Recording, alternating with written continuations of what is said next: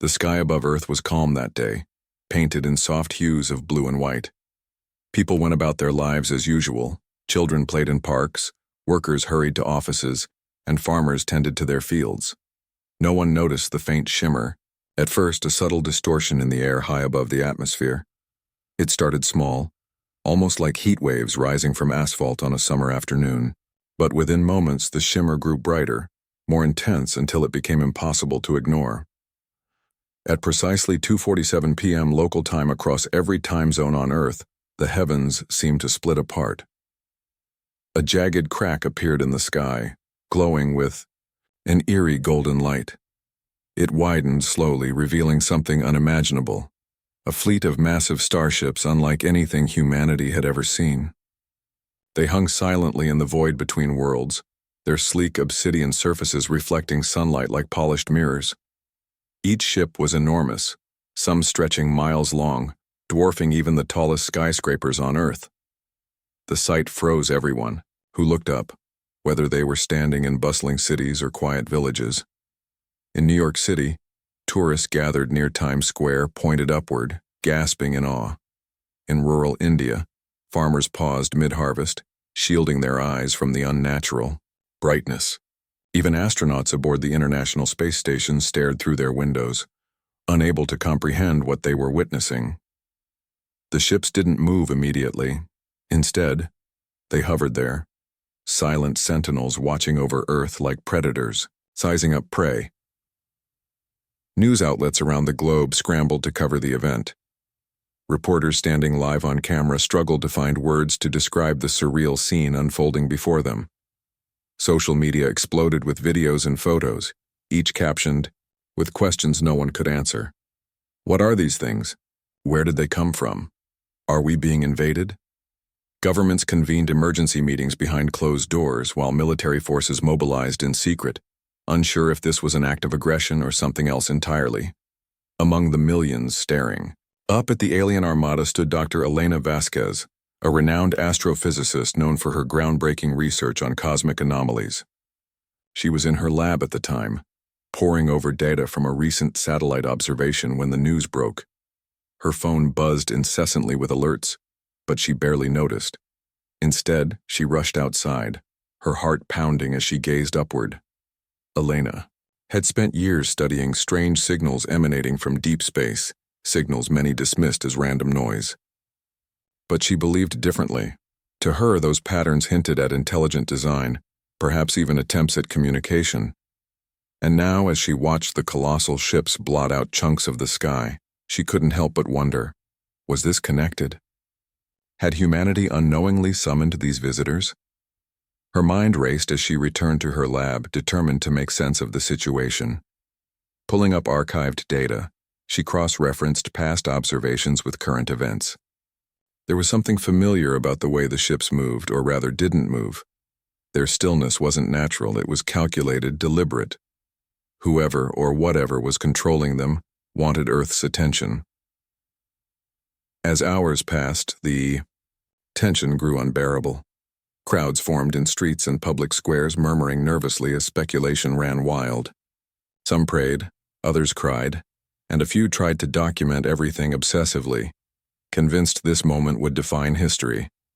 Then, just as the sun began to set, the largest ship, the one positioned directly above Earth's equator, descended, slightly. Its underside glowed with a pulsating light, sending ripples of energy through the air. Without warning, a voice boomed across every communication channel worldwide. It spoke in perfect English, devoid of accent or emotion. "We are the Zorathians," it declared. "Your species is weak, your planet insignificant. Surrender now or face annihilation." The message echoed repeatedly, leaving humanity stunned. For a brief moment, silence fell over the planet. Then came the chaos. People screamed, ran, or simply collapsed to their knees in despair. Governments issued conflicting statements, urging calm while preparing for the worst. Military bases braced for attack, though no one knew how to fight such an overwhelming force.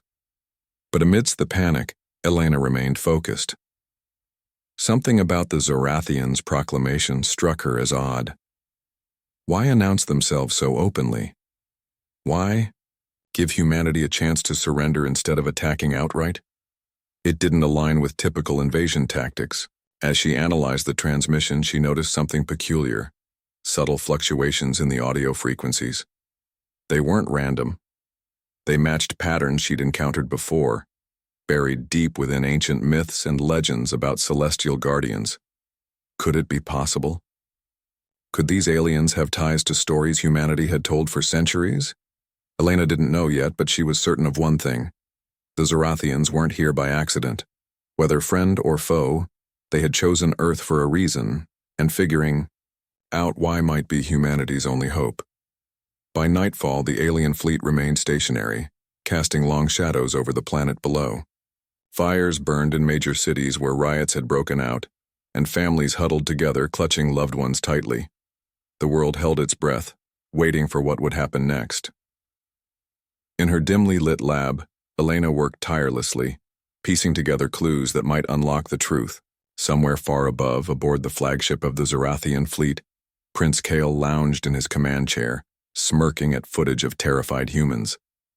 He saw fear, weakness, and insignificance, all traits he associated with inferior species.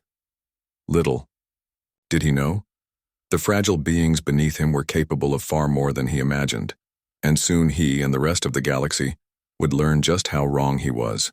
Inside the flagship of the Zorathian fleet, Prince Kyle reclined on his throne-like chair, his crimson cape pooling around him like spilled blood. The chamber was vast and opulent, with walls shimmering like liquid metal and holographic displays floating in the air around him. He watched footage of Earth's reaction to their arrival, humans fleeing in terror, soldiers scrambling to prepare defenses, and leaders delivering frantic speeches. To Kale, it was all so amusing. These creatures were nothing more than insects, scurrying underfoot, completely unworthy of his attention. Kale leaned forward slightly, tapping a clawed finger against the armrest of his chair. His sharp golden eyes gleamed with disdain as he observed a clip of a human crowd praying in a park. Pathetic, he muttered under his breath. They beg for mercy from gods they can't even see, yet here we stand before them, undeniable proof of their insignificance. A subordinate officer approached cautiously, bowing deeply to avoid angering the prince. "Your Highness," the officer began, "our scans indicate that several nations are mobilizing their military forces. While their technology is primitive, compared to ours, their numbers are considerable." Kyle waved a dismissive hand, cutting the officer off mid-sentence. "Numbers mean nothing when your enemy is superior in every way," he sneered. "Look at them. Their weapons are laughable, their ships barely functional. What do you think they'll accomplish against us? A few scratches on our hulls?" The officer hesitated but pressed on, his tone carefully measured. "With respect, Your Highness, there have been reports of unusual energy readings emanating from certain locations on Earth. Our analysts believe they may be linked to experimental technologies. Perhaps caution would be wise." Kale erupted into laughter, the sound echoing through the chamber like thunder. "Caution?" he barked, rising from his seat. "You dare suggest I show caution against these worms? They've had centuries to advance, and yet they squabble among themselves over meaningless borders and resources. If anything, this planet is evidence of how far inferior species waste their potential." He stalked toward a large viewport, gazing down at the blue-green orb below. Earth looked peaceful from this distance, its swirling clouds and glittering oceans masking the chaos unfolding on its surface. Kyle felt a surge of satisfaction knowing he held absolute power over billions of lives. This conquest wasn't just about expanding the Zorathian Empire, it was about proving himself to his father, Emperor Vorn.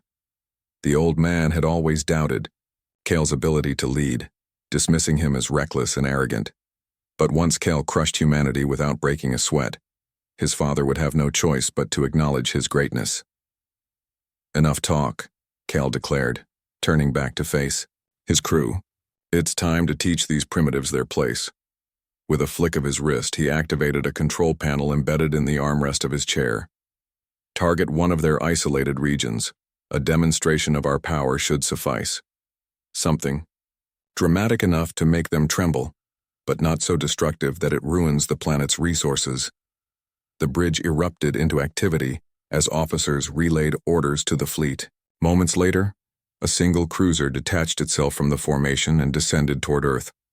Its destination, a remote island in the Pacific Ocean, uninhabited except for dense forests and wildlife. When it reached position, the ship unleashed a low-yield plasma blast, a concentrated beam of searing energy that struck the ground with devastating force. Trees vaporized instantly, and shock waves rippled across the ocean, sending tsunamis crashing against nearby shores. Back on Earth, news of the attack spread like wildfire. Footage of the smoldering crater dominated headlines, accompanied by terrified eyewitness accounts. Governments convened emergency sessions debating whether to surrender or fight back.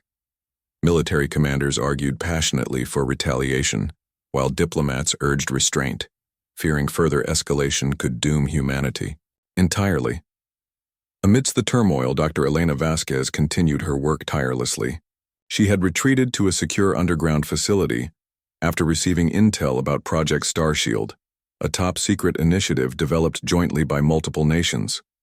The project involved experimental weapons powered by reverse-engineered alien technology, recovered from crashed UFOs decades earlier. Though incomplete, the prototypes offered humanity's best, and possibly only, chance of survival. Elena worked alongside a team of scientists and engineers, poring over data and running simulations. Her discovery of subtle patterns in the Zorathians' transmissions gave her hope. Ancient myths spoke of celestial guardians who protected Earth during times of crisis. Could the Zorathians be connected to those legends? And if so, did they have weaknesses humanity could exploit? As she analyzed the alien language, Elena noticed something peculiar. The Zorathians' messages contained repetitive sequences that didn't align with standard communication protocols. Instead, they resembled mathematical formulas, specifically ones related to energy modulation. It dawned on her. The Zorathians' advanced technology might rely on a specific resource, something rare and critical to their operations. Her theory gained traction when geological surveys revealed trace amounts of an unknown mineral buried deep within Earth's crust. Dubbed zitherium by researchers, the substance emitted faint electromagnetic pulses when exposed to extreme heat. Elena hypothesized that the Zorathians used zitherium to power their ships and weapons. If true, this knowledge could turn the tide of the conflict. While Elena worked, Prince Kyle grew increasingly frustrated. Despite his public displays of confidence, the lack of immediate surrender from Earth irked him. Humanity's resistance, though feeble, annoyed him like a persistent itch. When another officer suggested negotiating terms with Earth's leaders, Kyle snapped.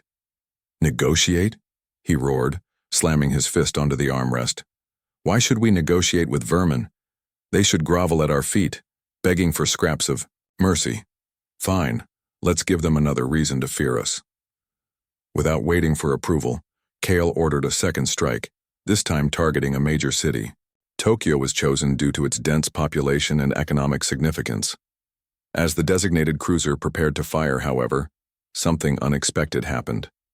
Earth's skies lit up with streaks of blue light as dozens of sleek triangular fighters emerged from hidden bases around the globe. Piloted by humans trained in secret programs, the fighters engaged the Zorathian ships in fierce dogfights. Kale watched in disbelief as his once unstoppable fleet faltered. Explosions bloomed in space as human pilots employed daring maneuvers to outwit their opponents. One squadron managed to disable a cruiser, causing it to crash into the Pacific Ocean. For the first time, doubt crept into Kale's mind. How could these insects pose such a challenge? But arrogance quickly replaced uncertainty. Kale refused to admit defeat, convinced that humanity's efforts were merely a temporary setback. He doubled down on his aggression, ordering his fleet to retaliate with overwhelming force. Yet deep down, a small part of him wondered if he had underestimated his enemy. Little did Kale realize, humanity's greatest weapon wasn't its technology or tactics. It was its resilience. And as the battle raged on, people around the world rallied together, united by a shared determination to protect their home. even as cities burned and skies filled with smoke. Hope refused to die. In her lab, Elena smiled grimly as she finalized plans for a bold counterattack. The Zorathians thought they were invincible, but they had made one fatal mistake. They had underestimated the indomitable spirit of life itself. The battle in Earth's orbit intensified as human fighters clashed with the Zorathian fleet. The sleek triangular ships, developed under Project Starshield, darted through space like silver streaks, their movements sharp and unpredictable. Pilots trained in secret over decades pushed their machines to the limit, employing evasive maneuvers that left the Zorathians struggling to keep up. For every human ship lost, 2 alien vessels were damaged or destroyed. It was a desperate fight, but humanity had momentum on its side. Inside the underground command center, Dr. Elena Vasquez watched the live feed of the battle with a mixture of awe and dread. The odds were still stacked against them. Earth's fleet was outnumbered 10-1, but the resistance was holding its ground. Every successful hit boosted morale across the globe. News of the counterattack spread rapidly, igniting a spark of hope among billions. People who had cowered in fear just hours earlier now gathered around screens, cheering for their brave pilots. Elena knew this wasn't enough. Even with their experimental fighters, humanity couldn't win a prolonged war against the Zorathians. They needed a decisive blow, something that would cripple the invaders' superior technology. Her mind raced back to her discovery about zitherium, the rare mineral buried deep within Earth's crust. If her hypothesis was correct, the Zorathians relied heavily on this resource to power their ships and weapons. Without it, their fleet would be rendered useless. She approached General Marcus Hale, the grizzled leader overseeing Project Starshield. His face was lined with exhaustion, but his eyes burned with determination. "General," Elena began, "I think I've found a way to end this." Hale raised an eyebrow, skeptical but willing to listen. "Go on." Elena explained her theory about zitherium and how triggering deposits of the mineral could create electromagnetic pulses strong enough to disable the Zorathian fleet. She proposed using Earth's remaining nuclear arsenal to detonate fault lines rich in zitherium. The resulting energy surge would flood the atmosphere with interference, effectively neutralizing the aliens' advanced systems. "It's risky," she admitted. "Detonating nukes near these fault lines could cause earthquakes, tsunamis, even volcanic eruptions. But if we don't act now, the Zorathians will wipe us out completely." Hale studied her intently, weighing the risks. After a long pause, he nodded. "It's a gamble, but it might be our only shot. Let's do it." With the plan approved, Elena worked alongside geologists and engineers to identify key locations.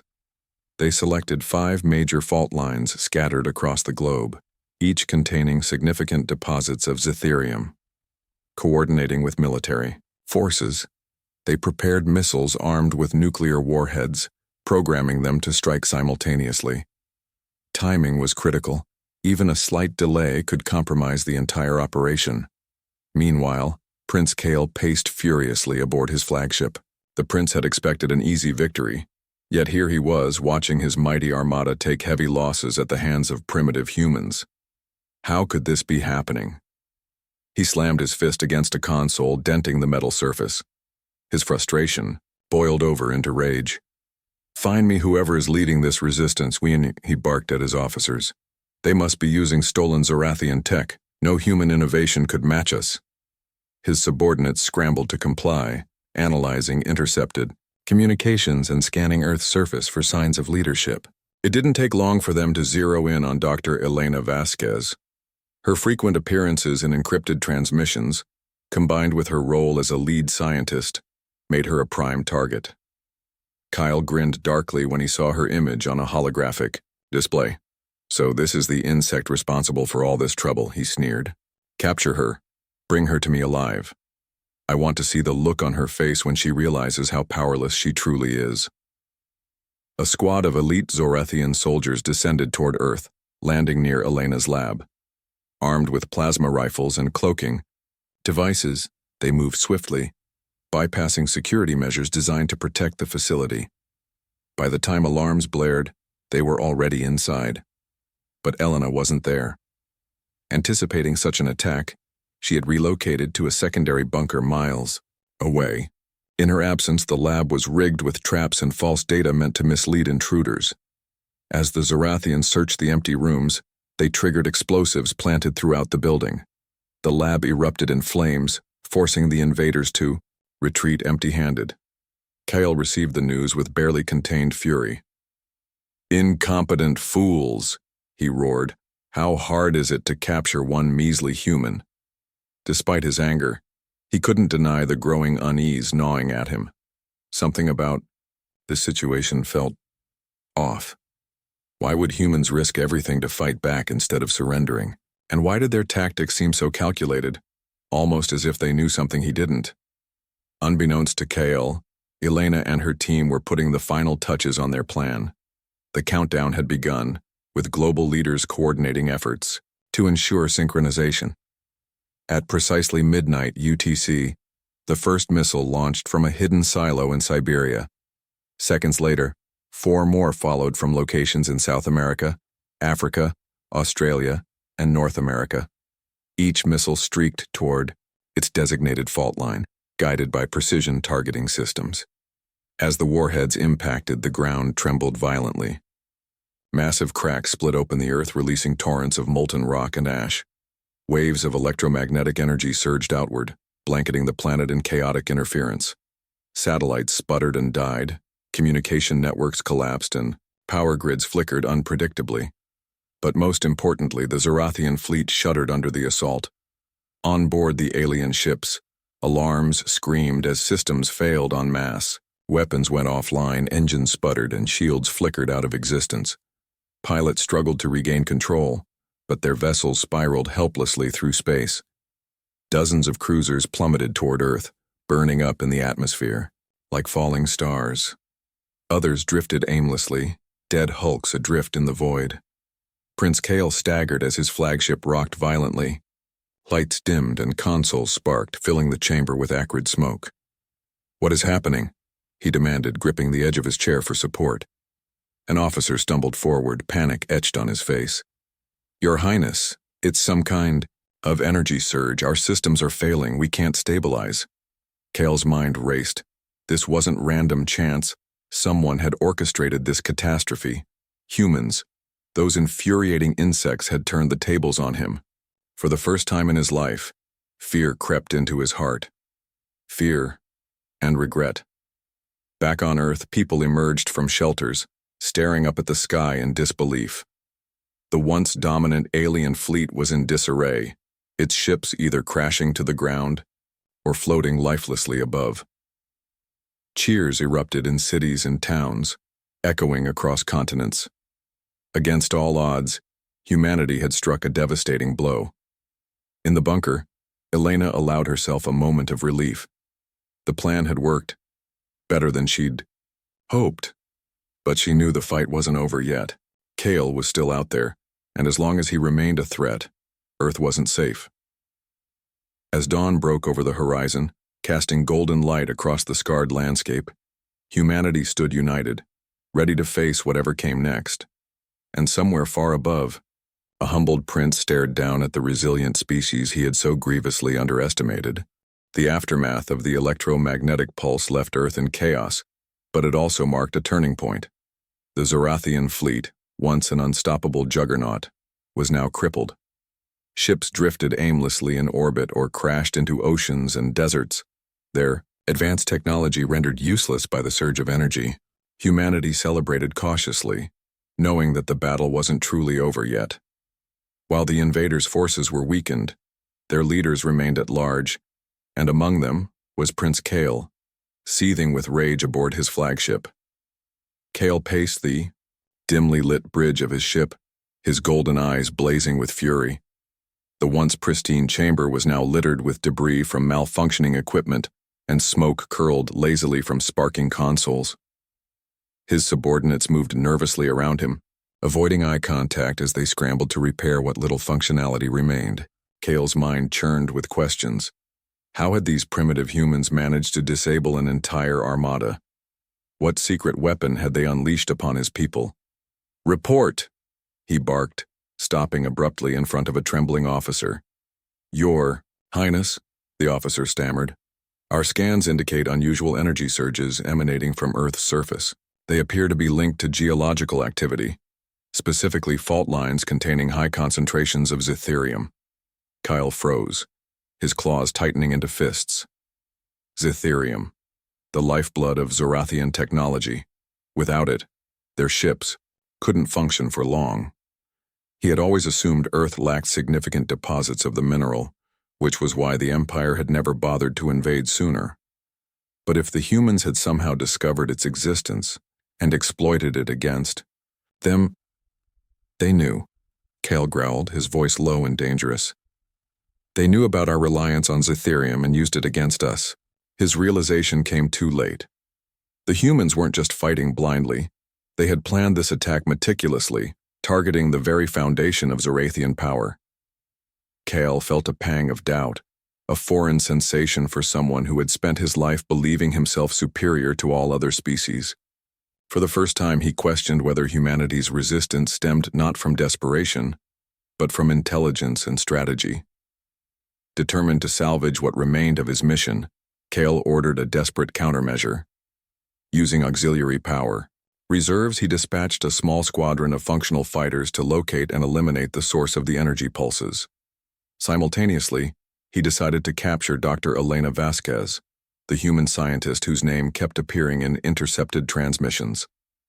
If anyone held the key to understanding how Earth had fought back so effectively, it was her.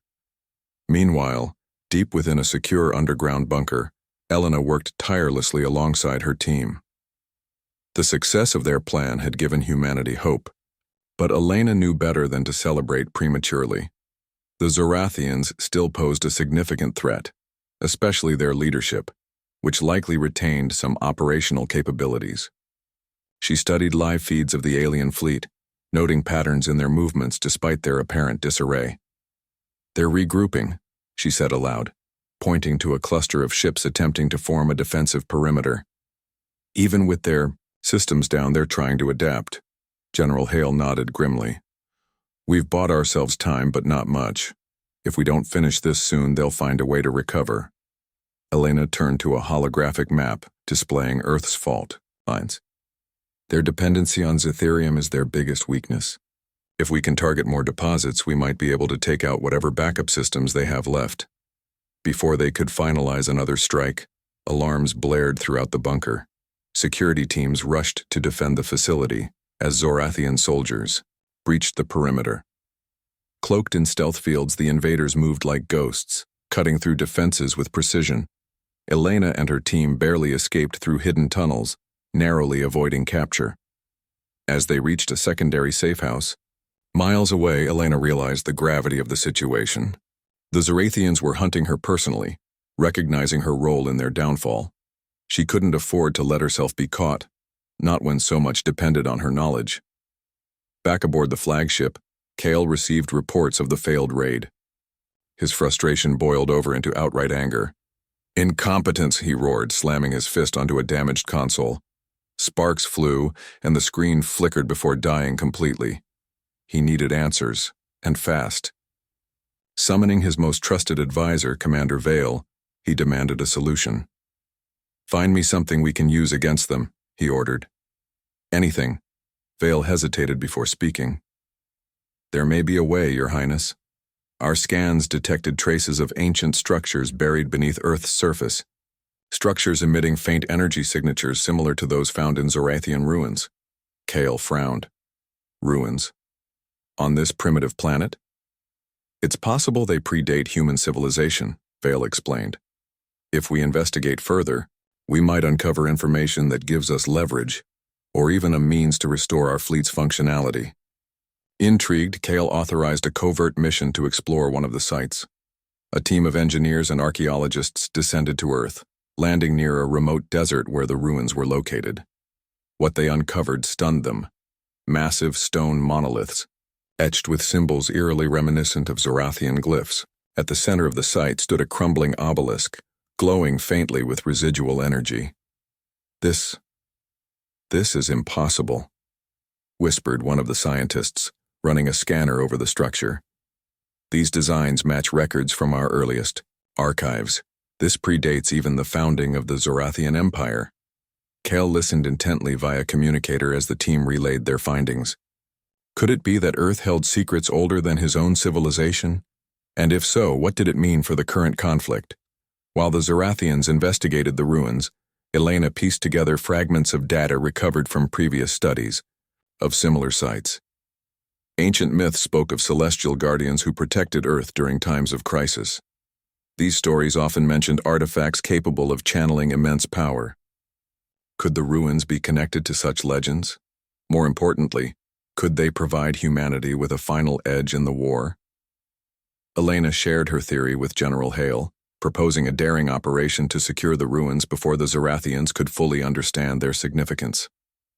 "If we control those structures, we might be able to amplify our next EMP attack, or even create a localized shield to protect major cities." Hale agreed, authorizing a joint military-scientific expedition to reclaim the site. As dawn broke, over the desert, human forces clashed with the Zorathian team guarding the ruins. The battle was fierce but short-lived, ending with the humans emerging victorious. With the site secured, Elena led her team inside, marveling at the intricate carvings and pulsating energy emanating from the obelisk.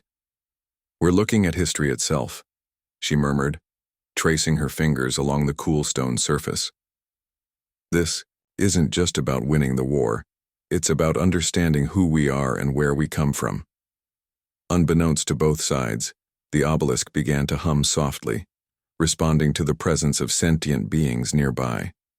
Its glow intensified, bathing the chamber in ethereal light. Both humans and Zorathians watched in awe as the artifact activated, projecting images of stars, planets, and civilizations long extinct. Among the visions was a message written in a language neither side recognized, but instinctively understood. "The cycle of conquest ends here," the voice echoed. "Unity or destruction. Choose wisely." For a moment silence reigned. Then slowly Prince Kale stepped forward, his expression unreadable. For the first time, doubt overshadowed arrogance in his golden eyes. Perhaps humanity wasn't as primitive as he'd believed. Perhaps there was more to this galaxy and its inhabitants than he had ever imagined. The glowing obelisk stood at the center of the ancient ruins, its light pulsating rhythmically as if breathing. The air around it crackled with energy, and the projected images painted a cosmic tapestry of stars, planets, and civilizations long forgotten. Both humans and Zorathians watched in stunned silence, their weapons lowered for the first time since the conflict began. The message echoed again, clear and unwavering. "The cycle of conquest ends here. Unity or destruction, choose wisely." Prince Kale felt a chill run down his spine. His arrogance, once unshakable, crumbled under the weight of this revelation. He had always believed the Zorathians were destined to rule the galaxy, their superiority unquestionable. But now, standing before evidence of an age-old civilization far older and perhaps wiser than his own, he couldn't deny the truth staring him in the face. Humanity wasn't just another species to be conquered. They were part of something greater, something tied to the very fabric of existence. Elena Vasquez stepped closer to the obelisk, her heart pounding but her mind sharp. She studied the symbols etched into the stone, recognizing patterns that mirrored those she'd seen in ancient human myths. These weren't random carvings. They were instructions, warnings, and invitations all rolled into one. The obelisk wasn't merely a relic. It was a beacon, calling out to those who dared to seek understanding. "We need to listen," Elena said softly, breaking the silence. Her voice carried authority, even though she addressed both her own people and the aliens who had come to destroy them. "This isn't about winning or losing anymore, it's about survival, for everyone." Kyle hesitated, torn between his pride and the undeniable reality unfolding before him. He glanced at his soldiers, then at the humans surrounding the ruins. Their faces reflected determination, fear, and hope, all emotions he hadn't thought possible from such primitive beings. Slowly he nodded, signaling his troops to stand down. For the first time he chose diplomacy over domination. Over the next few days a fragile truce formed between humanity and the remnants of the Zorathian fleet. Scientists from both sides worked together to decode the obelisk's messages, piecing together fragments of knowledge left behind by the ancient guardians. What they discovered was staggering. Earth wasn't just another planet. It was a nexus point, a crossroads where countless civilizations had intersected throughout history. The obelisk served as a safeguard, ensuring that no single species could monopolize power without facing consequences. As the research progressed, Elena found herself frequently collaborating with Kyle. At first, their interactions were tense, marked by mutual distrust. But as they delved deeper into the mysteries of the obelisk, a grudging respect began to form. Kyle admitted that he had underestimated humanity's ingenuity and resilience, while Elena acknowledged the complexity of the Zorathian culture, which valued strength above all else. "It's not just about being strong," Elena told him one evening as they reviewed data late into the night. "Survival is about adaptation, about learning when to fight and when to cooperate." Kyle frowned, considering her words. "My people have built our empire on conquest. We've never known anything else." "Maybe it's time you tried," Elena replied gently. "You don't have to keep making the same mistakes." Her words struck a chord deep within him. Kyle realized that his entire worldview had been shaped by arrogance and fear. The fear of appearing weak, of failing his father, of losing control. But here, on this fragile blue planet, he saw a different path, one where strength wasn't measured by dominance, but by unity. Meanwhile, back on Earth, the global response to the EOS truce was mixed. Some celebrated the newfound alliance, seeing it as proof that humanity could rise above hatred and prejudice.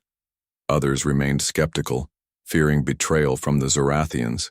Leaders held emergency summits, debating whether to trust the invaders or prepare for another attack. Dr. Vasquez addressed the United Nations via video link, urging caution and cooperation. "We can't undo the past," she said, her voice steady and calm. "But we can shape the future.